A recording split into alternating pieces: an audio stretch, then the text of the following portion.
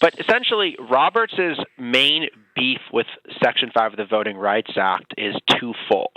Number one, he doesn't like the fact that it treats some states differently than others, although there's very good data that shows that the states covered by Section 5 account for almost all of the discrimination that is ongoing in this country, so that the coverage formula is justified, but nonetheless, Roberts doesn't like the justification for it. And the second thing that he's concerned about is the infringement on state sovereignty. The idea that Section 5 was an extraordinary measure taken by the Congress to try to stop what had been essentially 95 years of voter suppression in response to the 15th Amendment of 1870.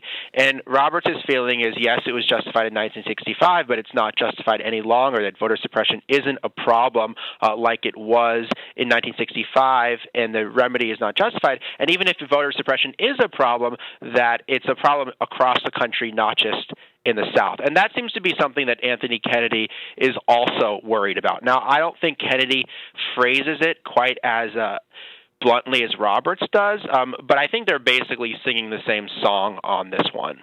All right, so wait a second. So let's just go back, because at one point you had Justice Roberts questioning Solicitor General Varelli, and posing a series of questions that one of his crack law clerks obviously came up with some factoids to the effect of which state has the greatest disparity in registration between white and African American. Varelli says, I don't know that. And Roberts says, Massachusetts!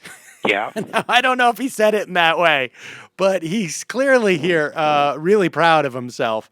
And I mean, John Roberts sounds almost like your imitation of him, so it's pretty similar. And he said, do you know which state has the worst ratio of white voter turnout to African-American voter turnout? Varelli, I do not. Massachusetts! Yeah. And so the idea... John Roberts really has a thing against Massachusetts. I don't know if it's from his time at Harvard or what. But, well, I mean, the point being that he's trying to make here is that Mississippi is actually more progressive in terms of embracing African-American voters than Massachusetts, is his argument. Is that, I mean... Well, there's absolutely no validity to that argument. I mean, I don't know why Verrilli didn't say this, but Massachusetts has a black governor, Deval Patrick, who's been reelected.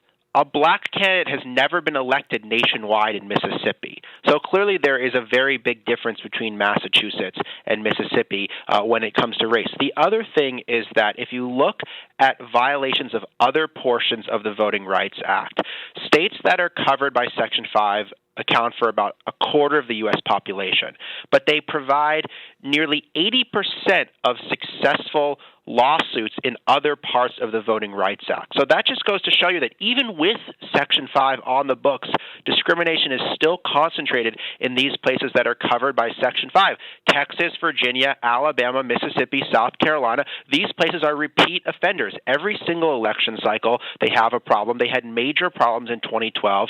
That's why the Justice Department blocked laws in places like Texas, Florida, and South Carolina successfully in 2012 under Section 5. So this whole weird theoretical discussion that the court had about the sovereignty of states was totally divorced from the reality of voter suppression, both in this election and in previous elections.